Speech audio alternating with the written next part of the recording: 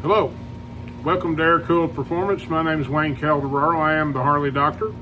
Today we're going to be setting up the shifter forks in a continuation of our 4-speed Harley Davidson transmission rebuild.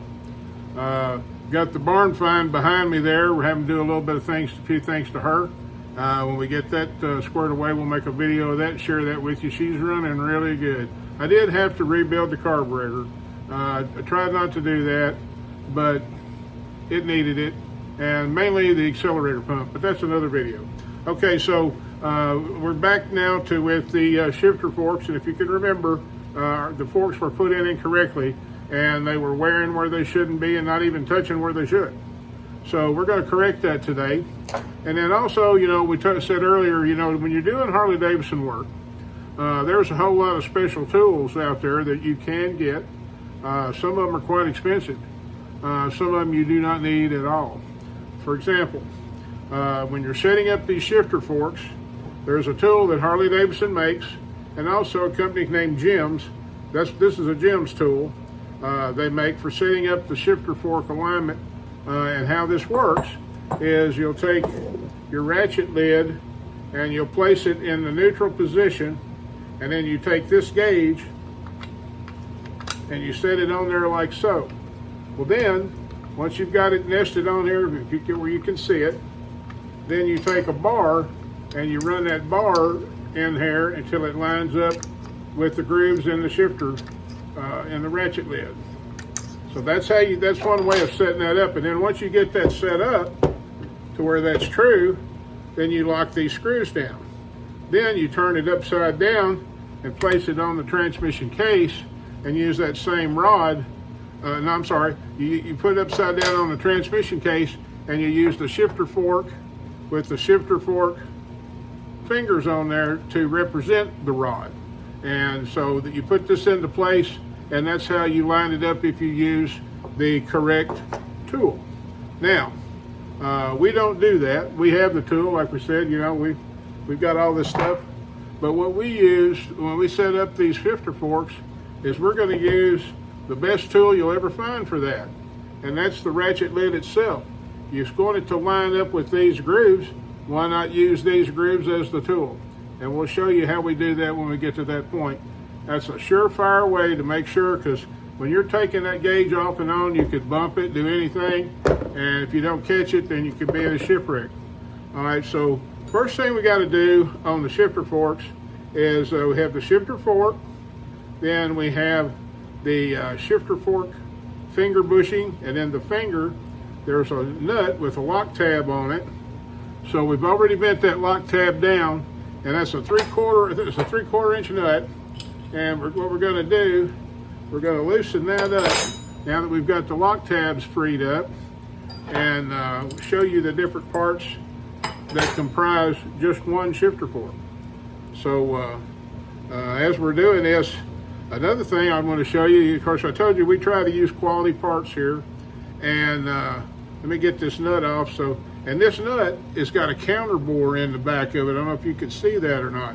And what that's for is that the finger recesses into that finger bushing does, and we'll show you that in just a second. But first, blast from the past. Everybody's heard of Screaming Eagle. That's Harley Davidson's high performance line, and sometimes it's a little cheaper than genuine Harley, maybe not. But before there was Screaming Eagle, there was Eagle Iron. And y'all remember that back in the 80s? Well, I do. Well, anyway, still got a made in the USA, genuine Harley Davidson Eagle Iron shifter fork for the main shaft. And back in the day, Sifton, I always liked Sifton products. I love their cams. Sifton used to be made in the USA, and that's what this is. So we've dug this out of the pile. Brand new old stock, made in the USA parts. So that's what you want anytime you can get them. All right. So now, getting back to the shifter fork, we've got a lock tab here, and let me get this turned where you can see what I'm doing. Maybe. All right. Get this out of the way a little bit. So we've got a lock tab here, and we've got it loose. So we're going to take that lock tab off, and it has a I don't know if you can see here, it has a little nib right in the middle there. Let's see, it's right here inside. And what that nib does is that lines up in a groove in the shifter finger. All right, we're going to set that aside.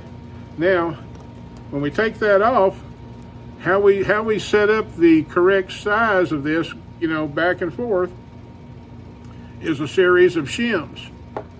And as you can see, there's a shim right there. And it's 5,000. Some of them are 7. This is a 5. All right, so we're going to take all that there off so we know that the shifter assembly was somewhat close the way they had it, but it wasn't exact. So just to get a ballpark figure, we're going to take this off. And now once we take that shifter fork off, you can see it also has the little nib in it. Okay? All right, so we're going to take our, and on behind that is we have more spacers and a shim. So now what we're going to do is we're going to get our new old stock shifter fork, and we're going to place it back on the finger here. Get it lined back up. And there's that nib. So we're going to place that back on there just like so. Now when it finds that nib, that's the only place it can go, because you can't, if you put it on the other way, it'll be abstractly, wrong. All right, so we're going to start off with that right there, and we're going to take our shims that were on here, and you don't never do away with these. What you do is, if you don't need them, you put them like this on the outside, and then you will take your lock tab and put over there. You got to find that recess for it, and then remember your nut's got a counter bore in it, as you can see, and it's going to encapsulate those shims. So what we're going to do, we're going to just loosely start this nut back on here, and I have to get the wrench after it for a little bit, but we're not going to kill this thing right now. We're just going to, all we want to do is we want to get it, kind of close so we can see, all we want to do is get it kind of close so we can see where if we have to move it, where it has to be moved to.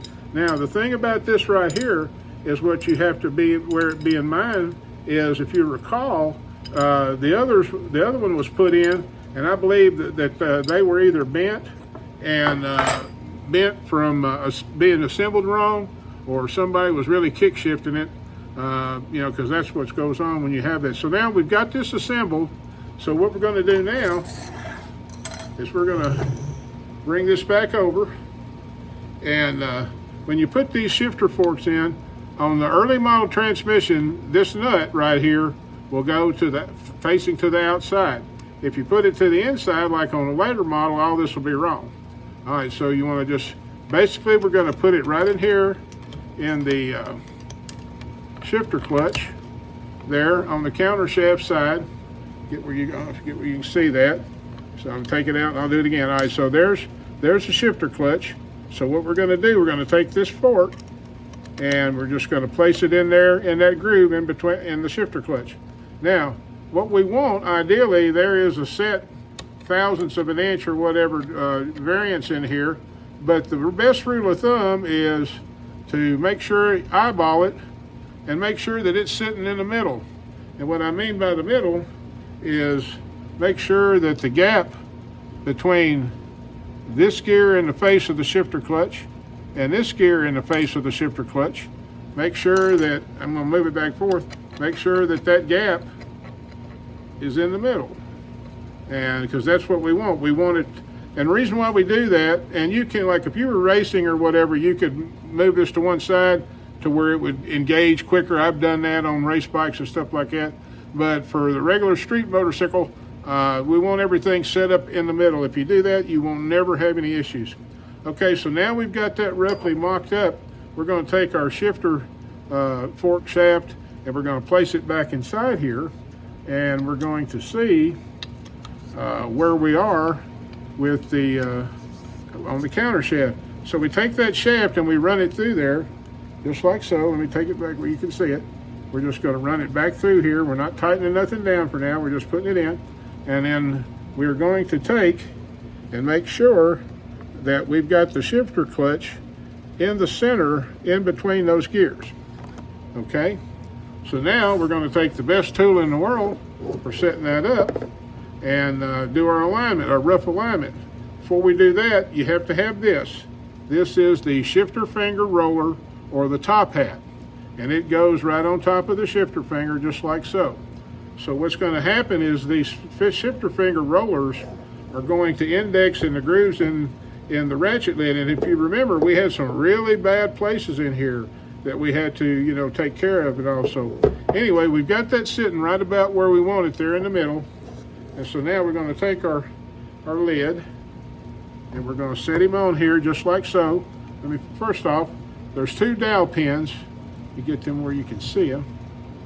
All right, there's 2 dowel pins. There's one here and one here. And those holes are also in the lid. So we want to very carefully come over here and set this lid right down on top of there, just like it's going to be when it's running down the road. Get that? Just like so. Okay, now with that, we're in neutral. So with us being in neutral on the lid, it's going to show us where neutral is on the shaft with our shifter fork. So now we're going to be, now, when you do this, you have to pretty much try to go straight up and straight down, because if you go like cattywampus, it'll drag and it'll catch it. And if it does, then you got to do it again. And that's going to happen, so don't worry about it. But I'm going to try to be real easy with this and try to get this up as straight as I can. All right, so now that's what we've done. And so if we're going to look here, that is pretty much where we want it to be. I don't know if can you see the gap in between here? Let me get a light and see if I can shine it to where you can see better. But anyway, what we're trying to do is we're trying to make sure that we have the gap between here and here the same, and here the same. And if you look real close, where you can see it, we have got that. That is right where you want it. She is dead nuts right in the middle. Now, so armed with that, that tells us that static setting there is going to be okay. What we do have to remember is, like this shifter fork, I don't know if you can see it, it's bent. It's hard to tell from this video, but if you look just right, you can see it's bent. So these are good and straight right out of the bag. So this right here, we're going to no neato.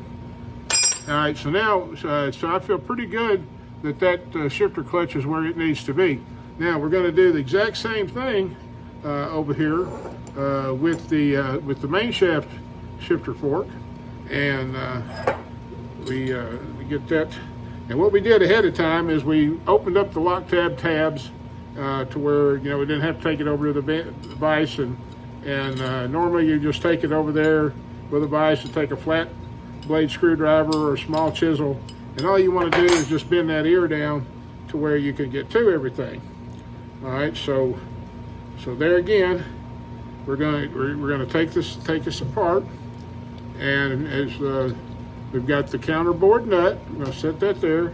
Then the next thing we have is we've got our lock tab. There's our lock tab right there. We'll set it there.